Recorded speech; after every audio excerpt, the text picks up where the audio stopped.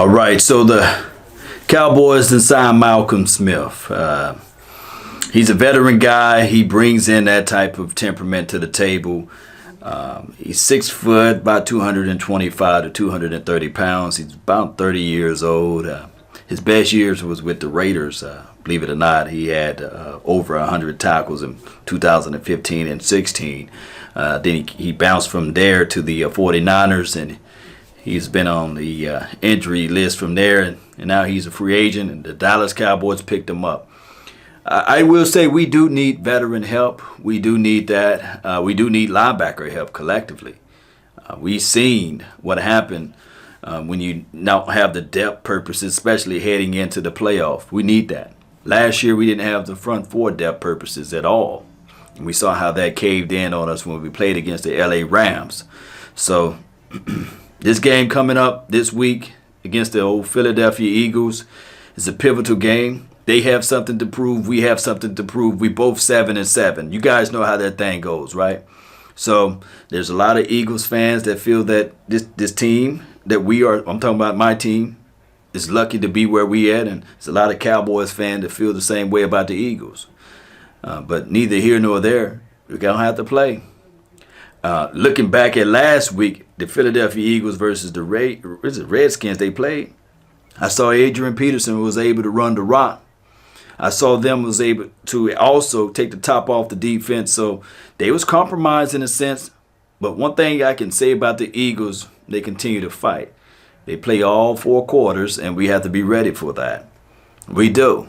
We cannot sit around and say, okay, we've been dominating against the Eagles for the last 3 years, and now we can just go into this thing and let this be a trap game. No, we've got the same record, and trust me, just because their wide receivers are down, they got this guy named Zach Ertz. Dallas Goedert, he can catch pretty well, you know, those screen passes they do with him, and I would be remiss to leave out Miles Sanders. He started off a little slow. He was tap dancing like the late, great Gregory Hines out there. But all of a sudden, he started to dial everything back. I guess he got his rookie legils off, and he see the hole. He hit the hole. They got another guy, Boston Scott, who's quick, shifty, catch the ball out of the backfield, can run pretty well, very well out there. If you can use those words together like that. But you know what I'm talking about, Cowboy Nation. We have to be ready. At the end of the day, we have to be ready. I'm thinking that last week we didn't see a good performance or a fantastic performance out of Amari Cooper, and we didn't see those gaudy numbers out of Michael Gallup. I'm thinking that this week, it should be a big game for them. We do know that the Eagles secondary is scary, and not even in a good way. Scary in the sense that you can take the top off of their defense. They got good safeties that can hit and come down and line up in the box, which is cool. Nothing wrong with that. But neither here nor there. When you start putting those 8 and 9 men in the box, and if Ezekiel Elliott, the path of the righteous man is beset on all sides by the iniquities of the selfish and the tyranny of evil man. Blessed is he that is in the name of charity and goodwill shepherds the weak through the valley of darkness.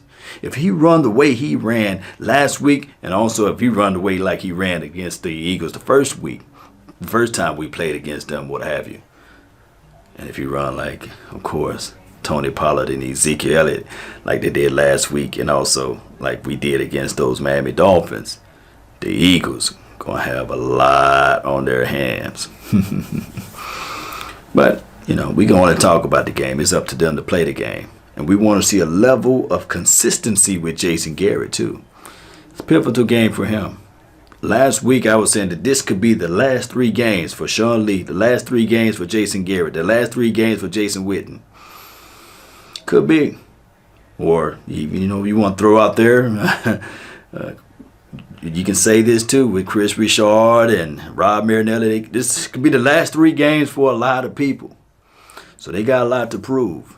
And right now will be the pivotal moment for us to get things started in the right direction. So, like I said, we signed a veteran guy to help us out on linebacker. We know that LVE is out, and we know that Sean Lee's been off and on. We need to see some consistency from him. I think Joe Thomas is nicked up. But shout out to Justin March. He's a guy that we have to say to ourselves, he's been pretty good on special teams or what have you.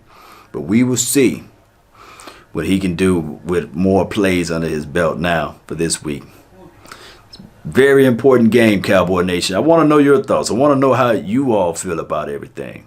Post me your concerns down below. Let me know if this team can really show us that they can put back-to-back good games together. And they ain't the Cowboys of old, right?